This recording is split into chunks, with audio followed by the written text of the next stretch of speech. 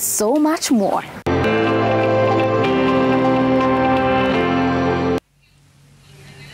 Makala mazuri kweli kweli kutoka kwa dadangu Ngina. Lakini swali ambalo ningependa kuuliza naibu wa rais, tumeona mbolea ilipeanwa, mazao yakajitokeza yakawa mengi kweli kweli, lakini sasa kizungumkuti hakuna soko. Hapana, hiyo si kweli. Soko iko na soko ya kutosha, na kama serikali tumewachilia soko kwanza ikuwe huru, kwa sababu wa leo katika private millers wananunua mahindi from 4,000 to 4,800 up to 5,000, which is good price for the farmer.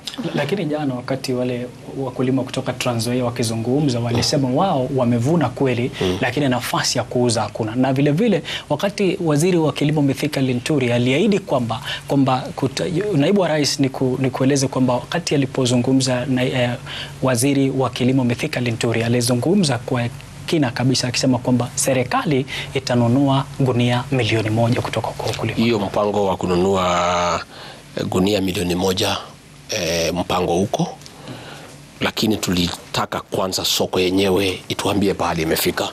Unajua pia hatutaki kutatiza biashara kibinafsi, kwa sababu labda ile bei serikali ingepeana inaweza kuwa chini ya ile iko katika soko huru. So hivi karibuni serikali itanunua mahindi, na tukipima vile soko inaenda ndio tutaweza kufikia ile kiwango ambayo tunaweza kununua. Na mimi niseme ya kwamba tuko na mpango nzuri, kwa sababu kwanza kitu tulifanya ndio tuweze kupanga hii ukulima vizuri ni kuwajua wakulima wetu. Tulikuwa na registration of farmers, tukaregister 5.1 million farmers. And that is why the president has instructed me to start the second phase of farmers registration. And my target now are the young farmers, because we are not there in the nation. Tumefanya analysis, the farmers who registered are between 50 to 68 years. Hao vijana wenzenu, they are not there, they are nowhere. Na ndio mimi nataka kuuliza vijana wetu pia mufanye registration, ndio mjulikane mko wapi. Number 2, this registration is very important because you know how many acres of land do you have, what is your preferred crop, that crop requires which fertilizer, so that we also apply the right fertilizer. And why we have a good harvest is because we did not just give the normal fertilizer. Tulipeana fertilizer ambayo inalingana na ile area ambayo uko. Again, this program of subsidized fertilizer was very effective because ilikuwa ni ile e-voucher. Hapo mbeleni kabla tukuje kwa serikali, hii mbolea ilikuwa inanunuliwa na serikali, inauzwa kwa agrovet. Kwa sababu hakukuwa na njia that is open and transparent. Ningetaka kuambia wakulima wetu wa mahindi ya kwamba waendelee kuuza mahindi kwa soko ile iko huru.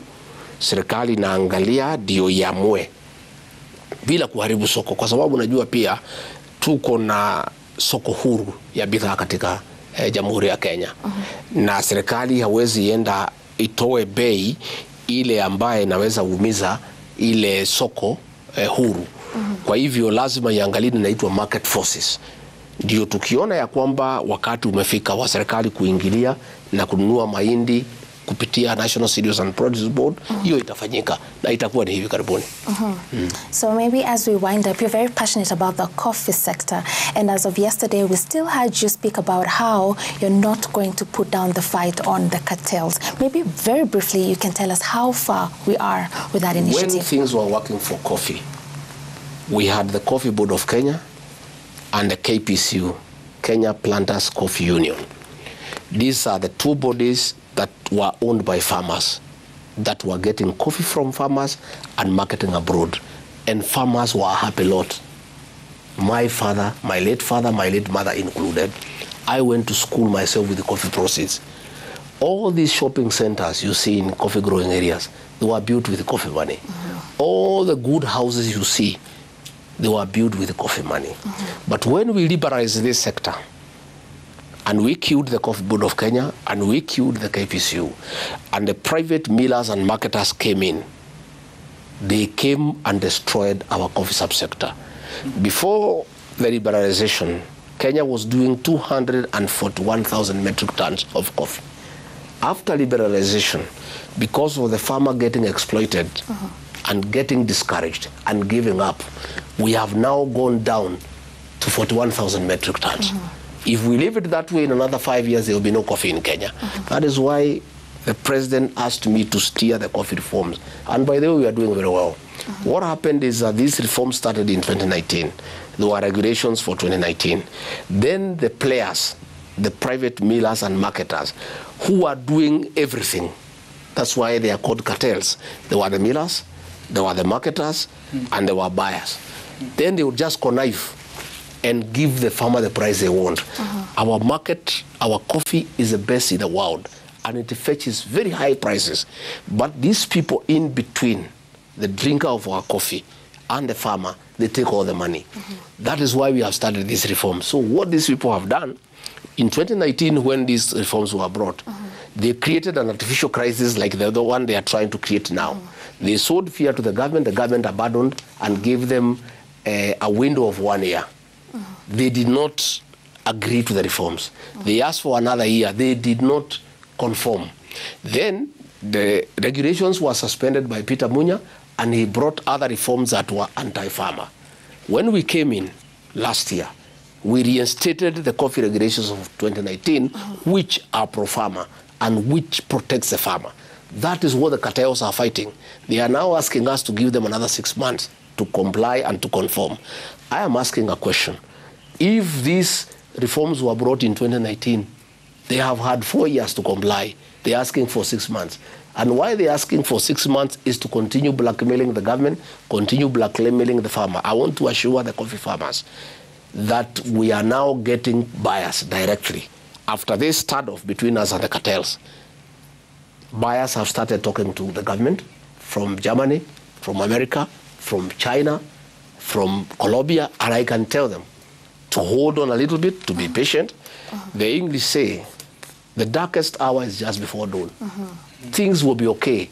What we cannot give in is given to blackmail and extortion. Because even if we did, what happens to the poor farmer? We came in on a platform of reforms in the agricultural sector.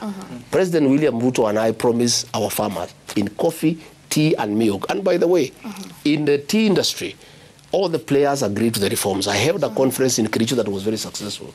Last week, I announced the highest bonus payout in the history of tea farming in Kenya, because all the players in the tea sector have agreed to reforms.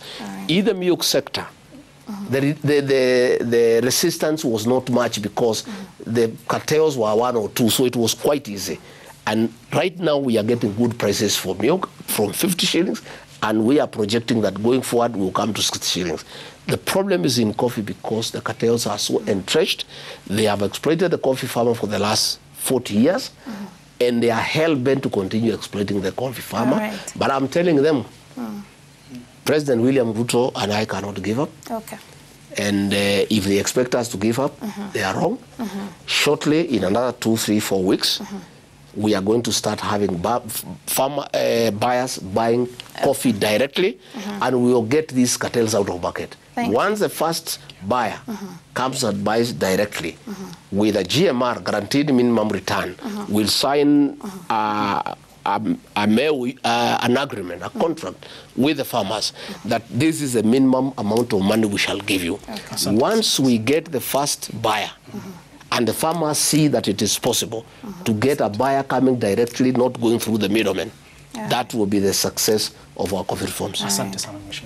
Thank you so much, Your Excellency. We will definitely keep this conversation going. There's so much to talk about. We couldn't finish in this setting, but this is just the beginning. And I'm very sure the next time we will be in your farm. I would like you to come to my farm. Absolutely, we will come to the farm. I would like you to come and see my dairy farm. It's a small farm, but I'm making money. Yes. We were actually supposed to be in the farm today, but it started raining. But as you have heard from Your Excellency, we will be in his farm next time we sit with him as we continue the conversation on agriculture. Now we do have a fantastic show lined up all through the week. Pengine Terere, utuambie ni nini kingine tumewaandalia wiki hii? Namna naibu wa rais Rigathi Gachagua amezungumzia sana kwa undani kuhusiana na masuala ya kahawa. Kesho basi itakuwa ni radhi kwako kujiunga nasi hadi tufike tamati tukizungumzia masuala ya kahawa. Kuna mengi ambayo tumekuandalia, usitake kubanduka. All right, we will definitely see you tomorrow with absolutely so much more. But please do remember, the conversation does not end here. Keep it going across all our social media platform. Our SMS line is 22422. And on email, you can find us at kenyasgold@royalmedia.co.ke. Terry has told you, tomorrow is all about the coffee. See you tomorrow with absolutely so much more when it comes to agriculture. Thank you so much for your time today.